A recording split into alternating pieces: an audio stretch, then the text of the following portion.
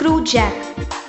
Screw jack is used to lift heavy weights through a small distance by applying a smaller effort. The main parts are the body, the screw spindle, the activating nut, the load-bearing cup, and the Tommy bar. By rotating the screw spindle using the Tommy bar, the cup can be raised or lowered, carrying the weight. The Tommy bar is removed from the receiving hole in the spindle head. The screw is next removed and the cup disassembled.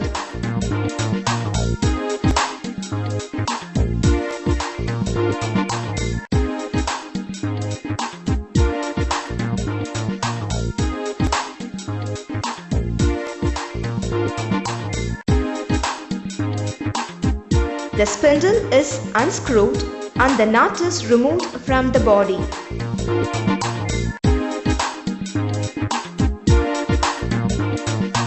The body is a tapering hollow cylinder with a large base to give bearing area.